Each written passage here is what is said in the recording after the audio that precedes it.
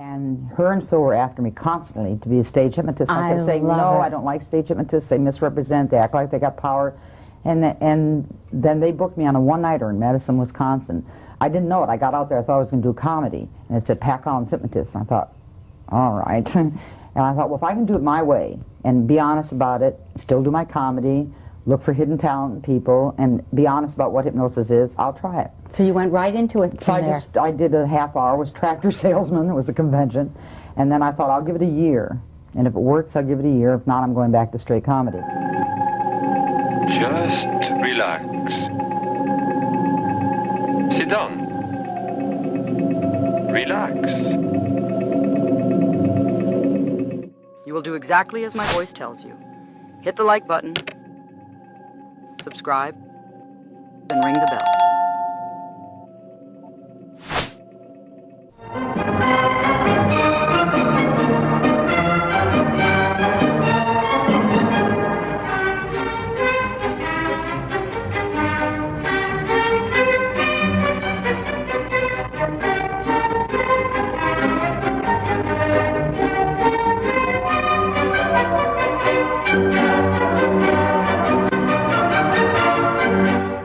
Hello, welcome to the Terry Hearst Show and our series, Healing Diabetes.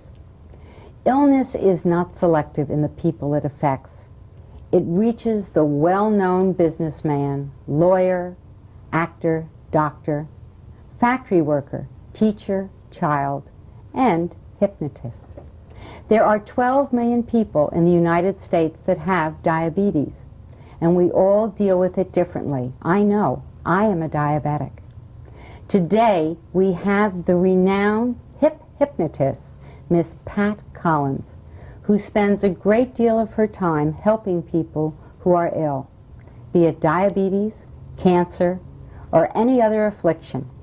In fact, she just received a doctorate in hypnosis education in Washington and was also made a lifetime fellow from the National Board of Hypnotic Anesthesiology.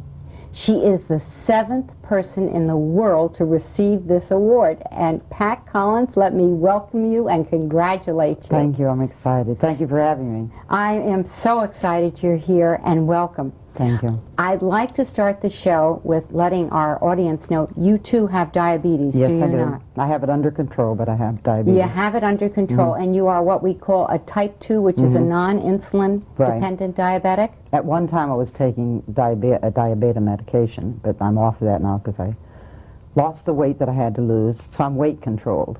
But I think I've had it since I'm a child and they didn't know, because I used to have the hypoglycemia. Well, that's usually what does happen. Once we get it, they say you've had it or you were a latent diabetic all your life. How long do you think it took for you to find out that you had diabetes?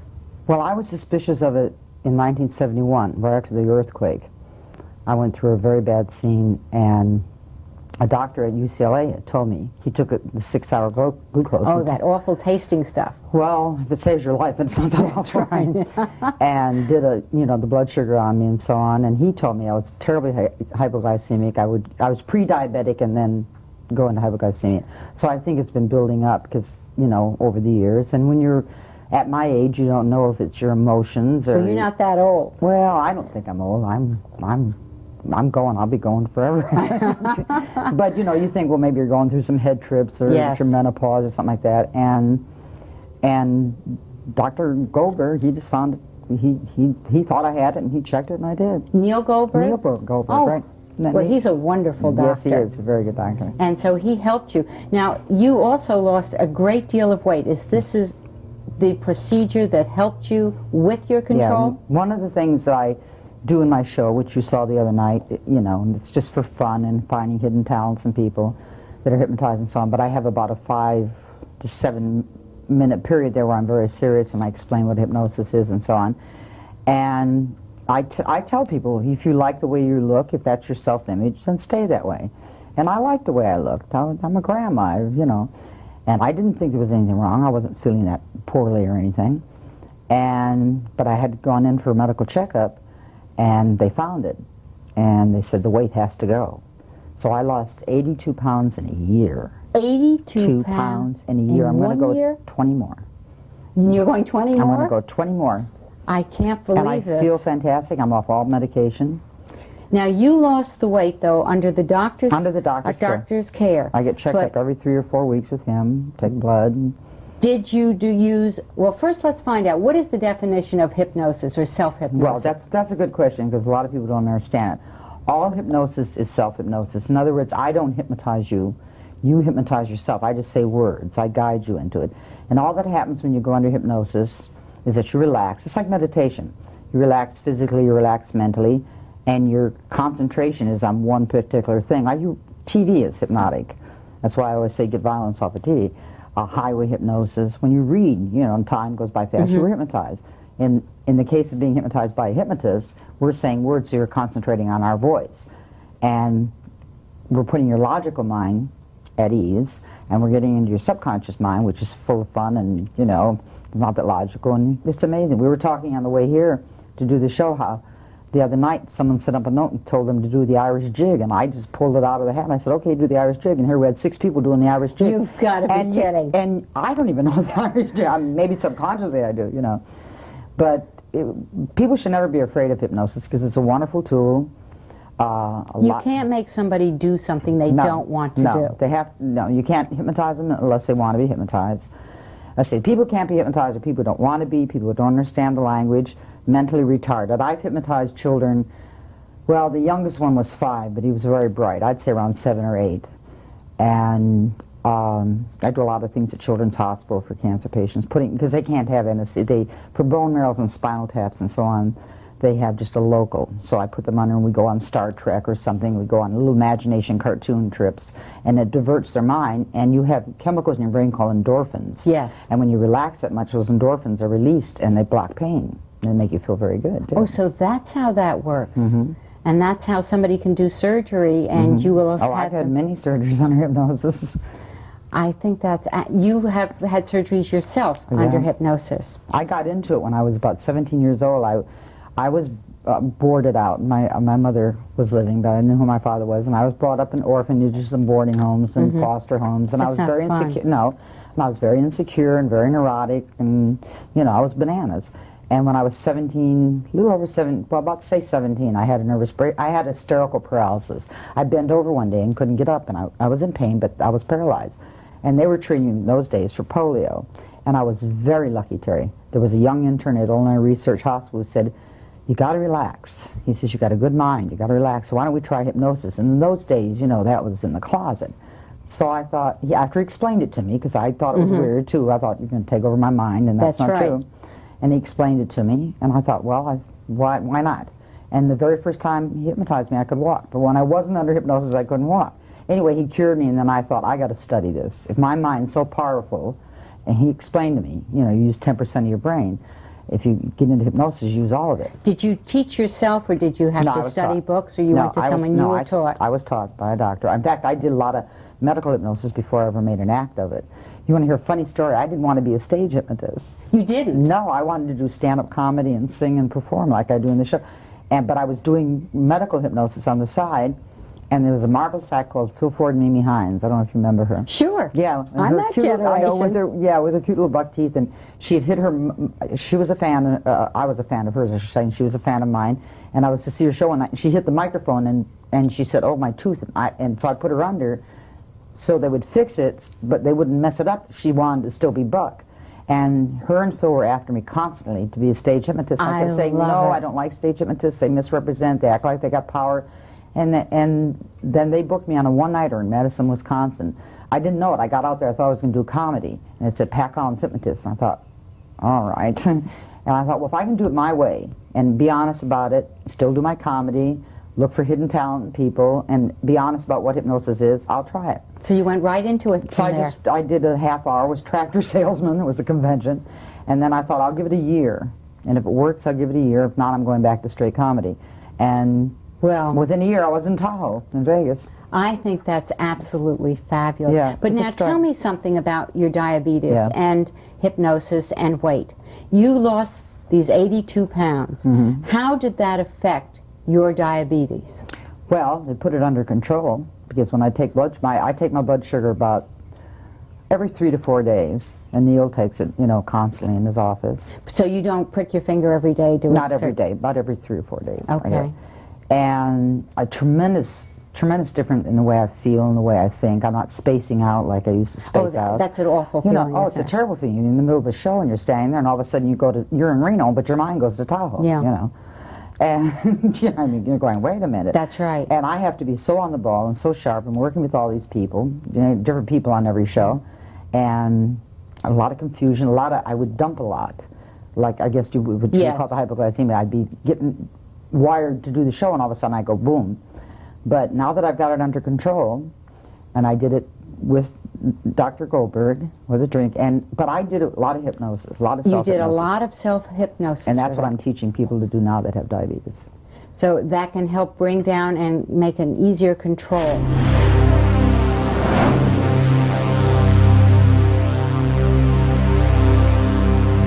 In fact, well, the weight reduction is going to help. That's what helped me.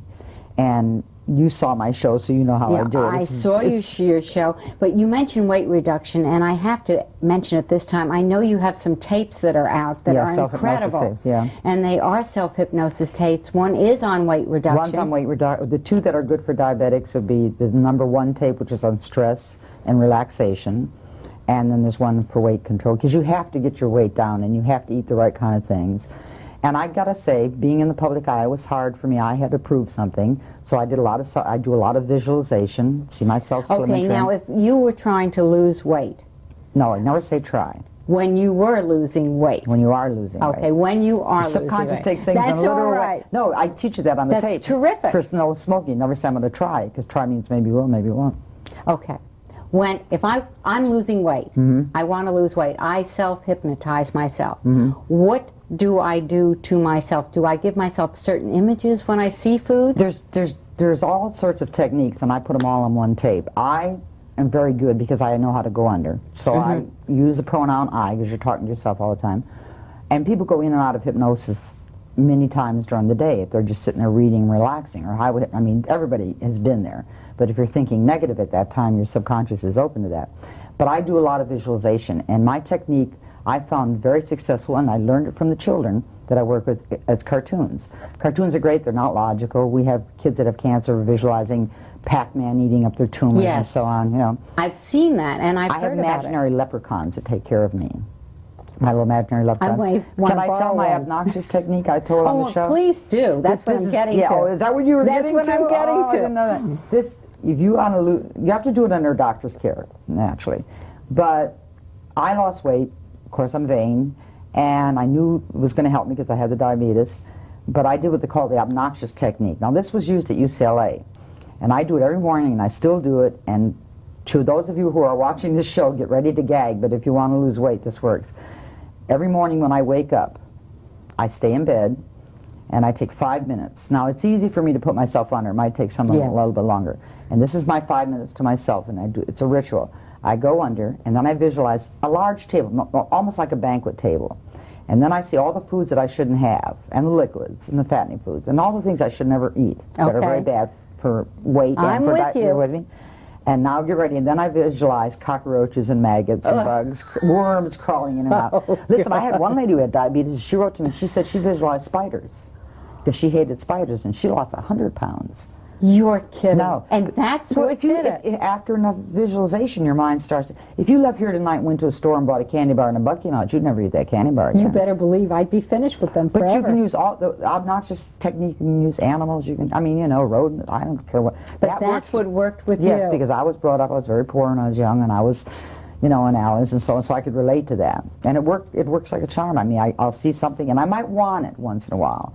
But all of a sudden something clicks in my head, no, it's not going to taste good, and besides that, I'm the most important person in the world, and I have to take care of the diabetes. That's the big key. You are the most important person, and you have to take responsibility and take care of yourself. Right. How has your diabetes affected your profession? Because you lead crazy hours. Yes, I lead very crazy hours. I find that since I've known that I've had diabetes, Yes. I don't have to put myself under as much as I used to get energy, because I used to dump. I would go into hypoglycemia, and I would be going under. I have an imaginary battery I plug in to Yes. give me energy. I notice I don't have to do that as much. My mind works, it always did, but my mind works a lot sharper and a lot clearer. So you would say your diabetes now has helped your Oh, profession? definitely. Oh, definitely, definitely. Not that, you know, it was always good, but I'll come up with ideas, and I'm singing better, because I'm moving better, you know. So you have more energy coming much- forth? Yeah, and I'm, you know, I'm not, before I said I liked the way I looked, but subconsciously I didn't. I was hiding behind the people. Now I'm out there dancing, and, you know, Well, doing West Side Story. I saw you, I'd say, when my son was 12 years old. Mm-hmm. He's now 24. And you were quite heavy at Yes, I that was. time. You were And wonderful. that was my image. You know, I was Grandma Pat, they used to call me. And so I have 2 daughters. I call them Planned Parenthood. I have one daughter's 34 and one is 22. And I have 2 grandchildren, and they both had their babies under hypnosis. They did. I've had a C-section under hypnosis. I think that's absolutely incredible. The mind is very powerful, and if you have diabetes, if you can, I would try to get into some sort of mind trips, because it's going to, you know, medications, doctors, they're all going to help. Do something. Don't, you know, you got to Don't sit back and not Don't sit help. back and let it take over. No, absolutely not. But if you can possibly get into mind trips, it's going to help you heal faster. I don't have to take any medication now. I'm still considered a diabetic. Yes, well, But I once have a to watch my diet. diabetic, you're always a one. diabetic, right. But you have always been a type 2, Yeah. which is the non-insulin dependent. I think, and I'm not a doctor either, so I can't give any medical advice, Yeah. but a type 1, which is what I am, I Yeah. take insulin, could not get off of it, but could certainly lower the dosage and see that my health and I am in much better shape. Because if I could teach myself to eat the correct foods, and I'm sure if somebody gets you upset, your blood Well, I had a sugar piano goes up player. or down. Excuse me. I didn't That's mean to- okay. I had a piano player whose wife was a diabetic, and I helped her to get used to the needles, and so on. You know. There are some people, There well, are some- most people are afraid of Yeah, needles. until it's their life, then they know they got to do it. You know. You know, Yes.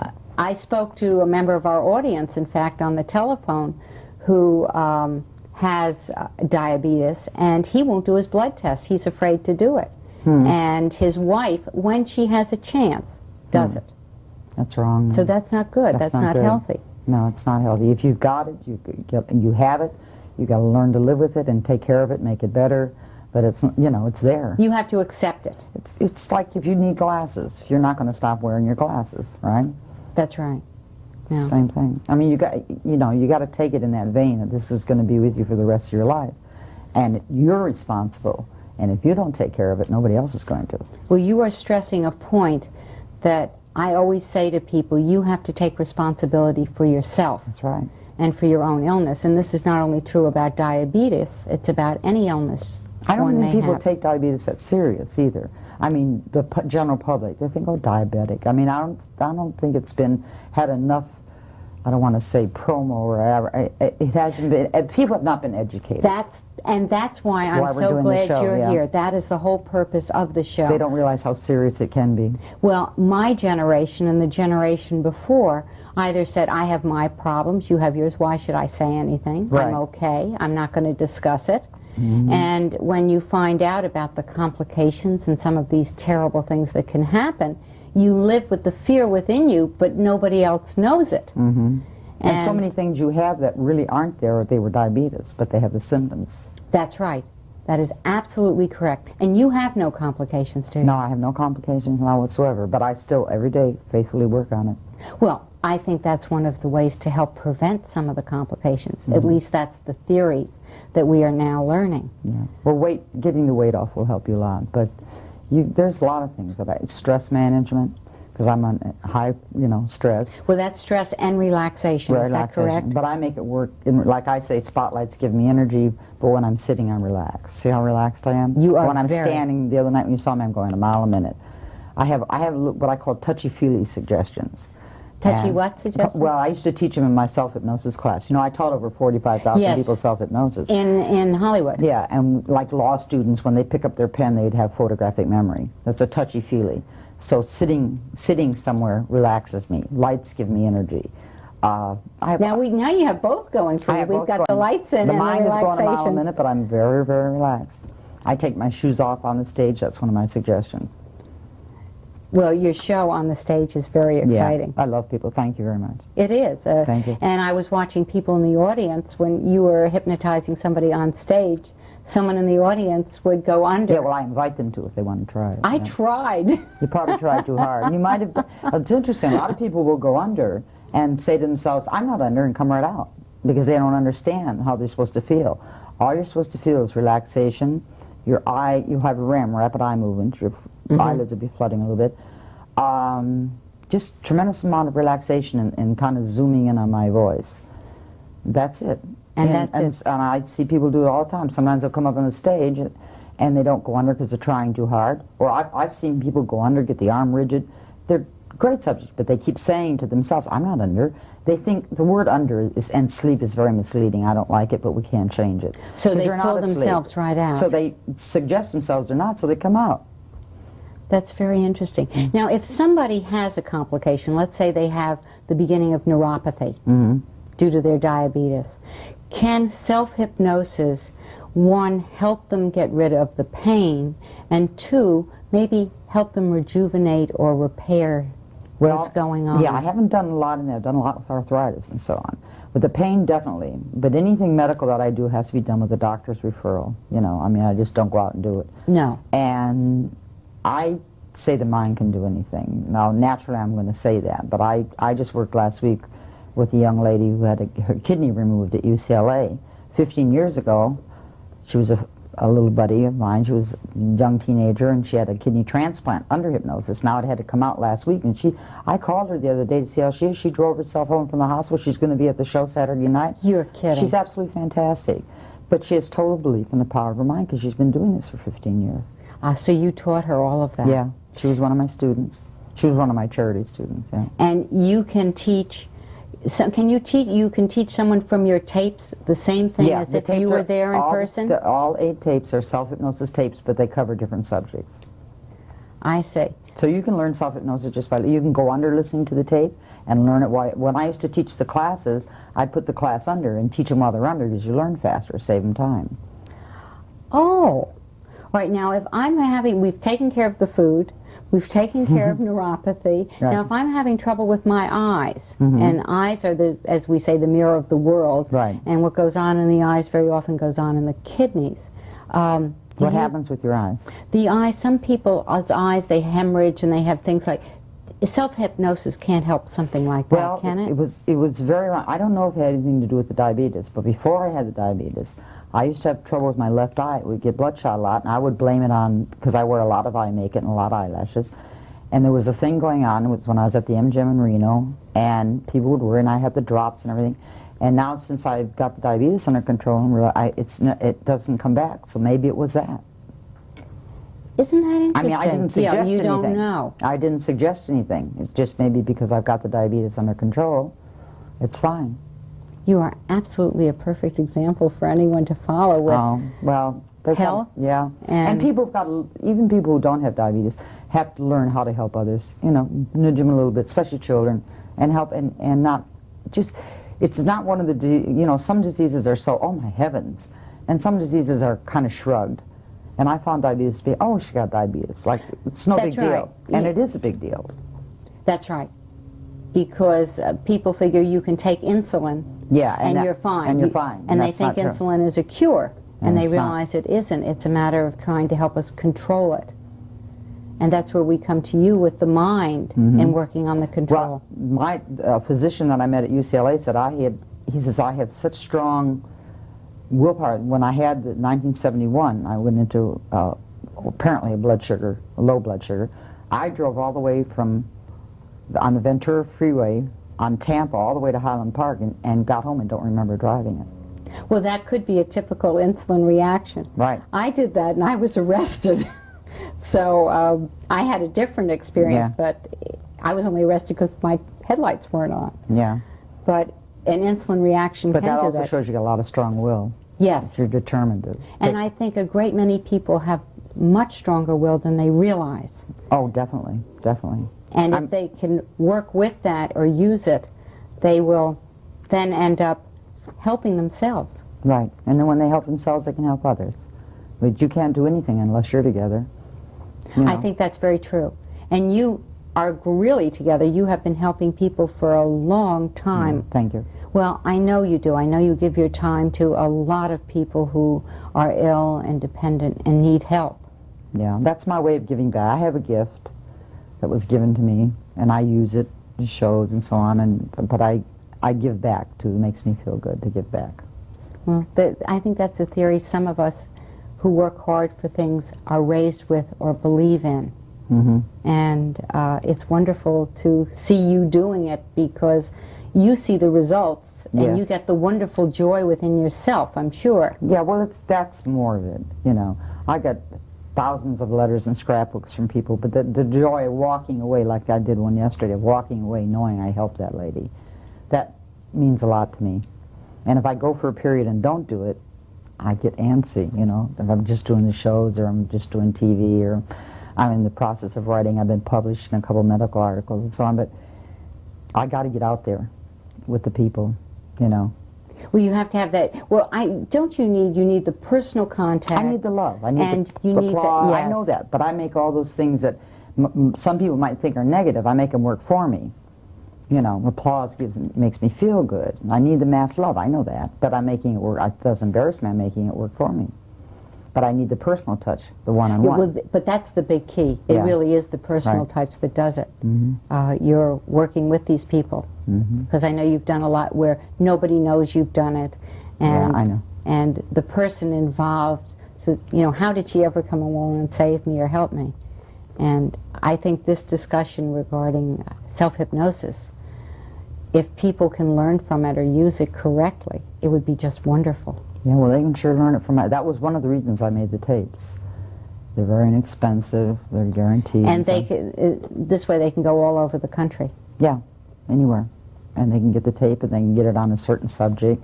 Like we have one tape that's very popular on fear of failure, fear of success syndrome. Oh, and that's a very, very common... You know, where people will subconsciously set themselves up to do something and then mess it up. Because they were told when they were young, you'll never amount to anything, don't do this, don't do that, you're no good. And all these things come back as you grow older. So you get rid of that, then you start breaking down the barriers and start patting yourself in the back. And if you make a mistake, that's no big deal either. Everybody makes mistakes. You learn from them. You don't go dwelling on them for the next 10 days. You say, I made a mistake, I'll learn from it, and then go on. You also can help people with denial. There's so many people who deny they have an illness. There are a lot of people with diabetes who deny it, be it because Yeah. of discrimination Right. or because they don't want to accept the fact. And as you say, you take a negative and make it positive. Right. If you can help teach them to do that, you're helping them in another way. Right. And when they can accept and recognize that they do have the illness, rather than fighting giving themselves an insulin shot or doing something like that, they will go along with it and really take care of their condition. And watch what they eat and the amount of rest they get and cut off the stress. There's a certain point you go, okay, that's enough now. You know, I've done my quota for today, because if you have diabetes, you have to rest.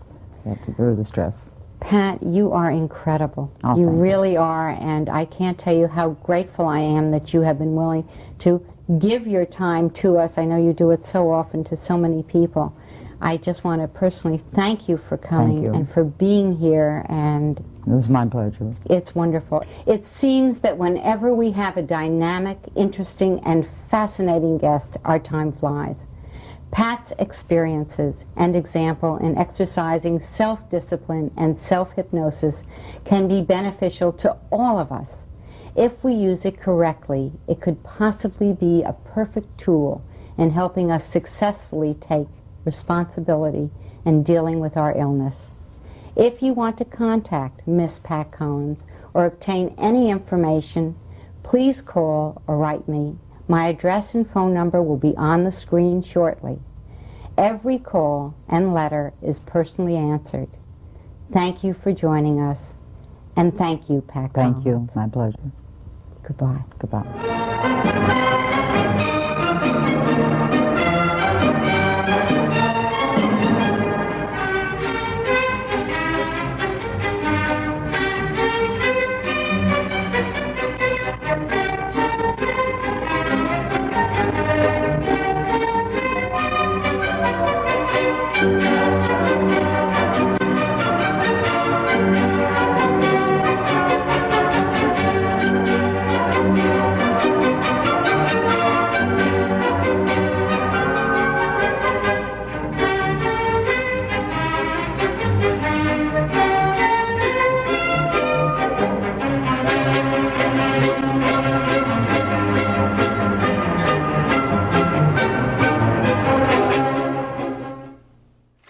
Next time on Hypnosis in the Media, Miss Pat Collins. Will you enter and sign in, please?